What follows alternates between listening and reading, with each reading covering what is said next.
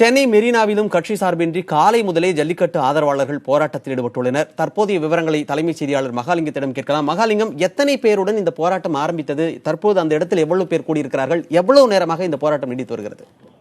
மணிமாறன் இன்று காலை 7 மணி வாக்கில் ஜல்லிக்கட்டுக்கு ஆதரவாகவும் அதே போல அலங்காநல்லூரில் ஜல்லிக்கட்டுக்கு ஆதரவாக போராடியவர்களை கைது செய்து கண்டித்தும் இளைஞர்கள் தரப்பில் கிட்டத்தட்ட 300-400 பேர் காலையில் 7 மணி எல்லாம் போராட்டத்தில் ஈடுபட்டார்கள். முதலில் விவேகானந்தர் இல்லத்துக்கு எதிரே சாலையில் அமர்ந்து சாலை மறியல் போராட்டத்தில் ஈடுபட்டார்கள்.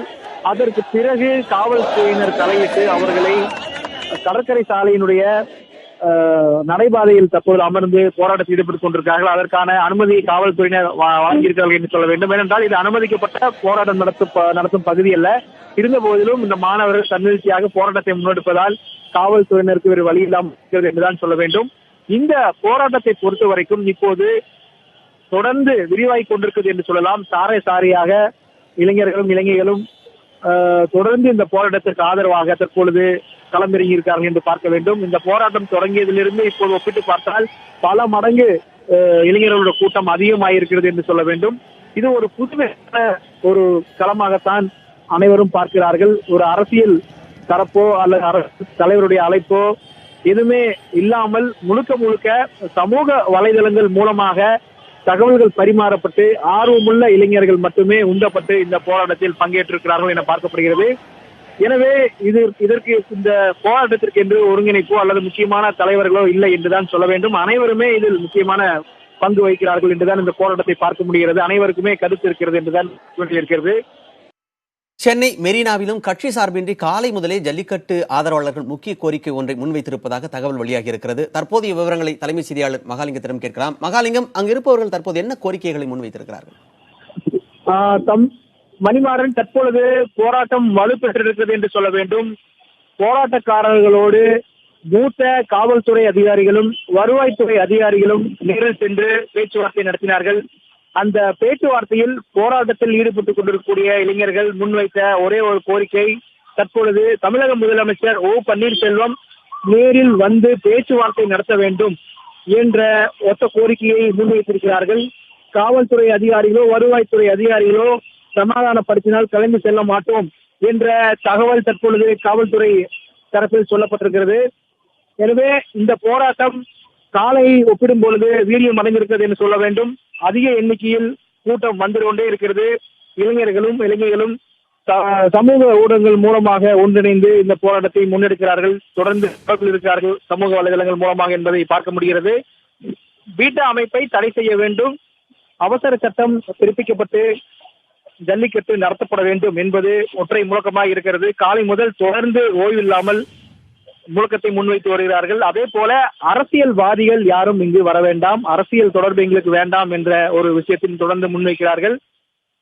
மேலும் கலைத்துறை சினிமா துறை சார்ந்தவர்களுடைய ஆதரவு தொடர்ந்து இருக்கிறது என்று அவர்கள் சொல்லியிருக்கிறார்கள். எனவே சினிமா துறை சார்ந்தவர் முக்கிய பிரபலங்கள் சிலர் இங்கு வந்து ஆதரவை தெரிவித்தார்கள். மேலும் இந்த போராட்டத்தை பொறுத்த வரைக்கும் இளைஞர்கள் மற்றும் குழந்தைகள் என பலர் மட்டங்களில் இங்கு குவிந்திருக்கிறார்கள் என்பதை பார்க்க முடிகிறது. இன்று காலை 7 மணி வாக்கில் மெரினாவில் உள்ள விவேகானந்தர் இல்லத்தின் முன்பு சாலை மறியல் போராட்டத்தில் ஈடுபட்டார்கள். பிறகு போலீசார் குவிக்கப்பட்டு அவர்கள் தற்பொழுது மெரினாவினுடைய நடை மேடை பகுதியில் அமர வைக்கப்பட்டிருக்கிறார்கள். தற்பொழுது அங்கு போராட்ட களமாக மாறி இருக்கிறது. ஏற்கனவே சென்னை மாநகரத்தை பொறுத்த வரைக்கும் ஒரு சில இடங்களில் மட்டும்தான் அனுமதிக்கப்பட்ட இடங்கள் போராட்டம் நடத்துவதற்கு என்று இருக்கிறது. ஆனால் இது அந்த பட்டியலில் வராத ஒரு இடம். இருந்தாலும் இளைஞருடைய போராட்டத்தை தடுக்கக்கூடாது என்ற நோக்கில் காவல்துறையினர் போராட்டம் செய்வதற்கு அனுமதி கொடுத்திருக்கிறார்கள் என்று பார்க்கப்படுகிறது. இந்த சூழ்நிலையில் போலீசார் தொடர்ந்து இளைஞர்களோடு பேச்சுவார்த்தை நடத்துவதற்கான முயற்சிகளை மேற்கொண்டு வருகிறார்கள். ஆனால் இது தன்னெழுச்சியாக பல்வேறு மாவட்டங்களிலிருந்து பல்வேறு மட்டங்களிலிருந்து வந்திருக்கக்கூடிய கூட்டம். இதற்கு ஒருங்கிணைப்பாளர் என்று சொல்லும்படியான ஒரு நபரோ அல்லது இது ஒருங்கிணைப்பது யார் என்பது இன்னும் கண்டுபிடிக்க முடியாத ஒரு சூழல் இருப்பதை போலீசார் சொல்லியிருக்கிறார்கள். எனவே எப்படி இந்த பேச்சுவார்த்தையை அடுத்த கட்டத்துக்கு நகர்த்துவது என்பது குறித்து காவல்துறைக்கு எந்தவித முடிவெடுக்க முடியாத ஒரு சூழ்நிலை இருக்கிறார்கள். இளைஞரை பொறுத்த வரைக்கும் மிக தெளிவாக இருக்கிறார்கள். எங்கள் கோரிக்கை நிறைவேறும் வரை தொடர்ந்து போராடுவோம் என்று தொடர்ந்து முழக்கங்களை எழுப்பிக் கொண்டிருக்கிறார்கள். மிகவும் உணர்ச்சி வயப்பட்ட நிலையில் இருக்கிறதை நாம் பார்க்க முடிகிறது. பெரும்பாலானவர்கள் படித்த இளைஞர்களாக இருக்கிறார்கள்.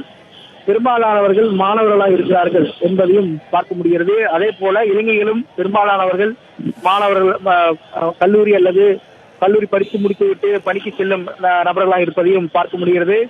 இவர்கள் நம்மோடு பேசும்போது ஜல்லிக்கட்டு என்பது நம் நாகரிகம் கலாச்சாரத்தினுடைய அடையாளம், எனவே அதை கடந்த சில வருடங்களாக நடத்த முடியாமல் போனது. இந்த வருடமும் தொடர்ந்து பல்வேறு அழுத்தங்கள் போராட்டங்கள் கொடுத்த போதும் நடத்த முடியாமல் போனது வருத்தம் அளிக்கிறது. எனவே அதற்காக நாங்கள் போராடுகிறோம், இதற்கு ஓய்வில்லை.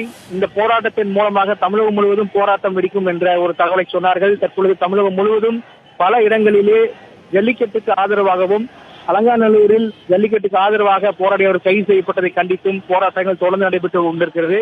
காலையில் முதலில் மெரினாவில் தான் இந்த போராட்டம் தொடங்கியது என்பதை குறிப்பிட்டு சொல்ல வேண்டும். தற்பொழுது மீண்டும் காவல்துறை உயரதிகாரிகள் இந்த சம்பவத்திற்கு வந்திருக்கிறார்கள். இங்கு வந்து இந்த போராட்ட களத்தில் உள்ளவர்களோடு தொடர்ந்து பேச்சுவார்த்தையில் ஈடுபட்டுக் கொண்டிருக்கிறார்கள். இங்கு தற்பொழுது அதிக அளவில் காவலர்கள் குவிக்கப்பட்டுக் கொண்டிருக்கிறார்கள் என்ற ஒரு காட்சியையும் பார்க்க முடிகிறது. அதே போல தடுப்புகள் எல்லாம் கொண்டு வந்து இறக்கிக் கொண்டிருக்கிறார்கள். எனவே இந்த பேச்சுவார்த்தையில் அடுத்த கட்டமாக பேச்சுவார்த்தை நடத்துவதற்கு காவல்துறையினர் முனைகிறார்கள் என்பதை நாம் பார்க்க முடிகிறது. அதே போல காவல்துறை உயரதிகாரிகளோடு பேச்சுவார்த்தை நடத்தி அடுத்த கட்டமாக இந்த போராட்டத்தை எப்படி கையாள வேண்டும் என்பது குறித்த முடிவெடுக்க வேண்டிய நேரம் வந்திருக்கிறது என்றுதான் சொல்ல வேண்டும். போராட்டக்காரர்களை பொறுத்த வரைக்கும் இந்த போராட்டம் தொடர்ந்து நடக்கும் என்பதில் மிக தெளிவாக இருக்கிறார்கள். மாலை வரைக்கும் கட்டாயம் போராட்டம் நடக்கும் என்ற தகவலை சொன்னார்கள். அதற்கு பிறகு அடுத்த கட்ட நடவடிக்கை குறித்து முடிவெடுப்போம் என்று சொன்னார்கள். ஆனால் போராட்டத்தை எக்காரணத்தை கொண்டும் பின்வாங்க மாட்டோம் என்ற ஒரு தகவலை உறுதியாக வலுவாகவும் சொல்லி வருகிறார்கள். இந்த போராட்டக்காரர்களுக்கு ஆதரவாக மே 17 இயக்கத்தை சார்ந்த திருமுருகன் காந்தி தற்பொழுது ஒரு மணி நேரத்திற்கு முன்பாக வந்து பேசினார்.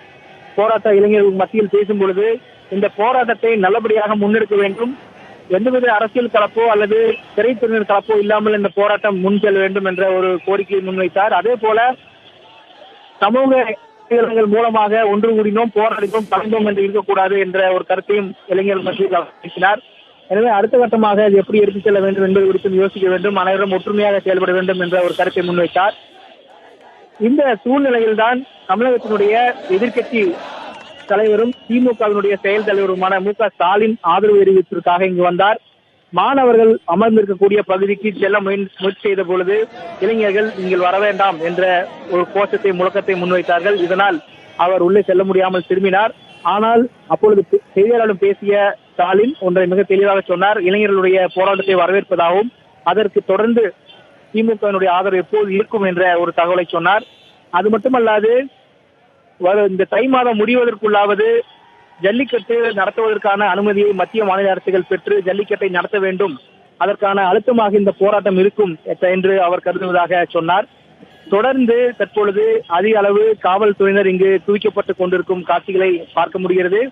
தடுப்புகள் அமைக்கப்பட்டிருக்கிறார்கள். அதாவது கடற்கரை சாலை அதிக எண்ணிக்கையில் வாகனங்கள் சென்று வரும் சாலை, குறிப்பாக மாலை நேரத்தில் இன்னும் அதிக எண்ணிக்கையில் வாகனங்கள் செல்லும். எனவே போக்குவரத்து இடையூறு ஏற்பட்டுவிடக் கூடாது என்பதற்காக தற்பொழுது தடுப்புகளை கொண்டு வந்து காவலர்கள் தொடர்ந்து இங்கு வைத்துக் கொண்டிருக்கிறார்கள். அதே போல காவலர்களுடைய பாதுகாப்புக்காக வைத்துக் கொண்டிருக்கும் காவலர் எண்ணிக்கையும் பலப்படுத்தப்பட்டுக் கொண்டிருக்கிறது. முக்கியமான உயரதிகாரிகள் தற்பொழுது மீண்டும் பேச்சுவார்த்தைக்காக வந்திருக்கிறார்கள்.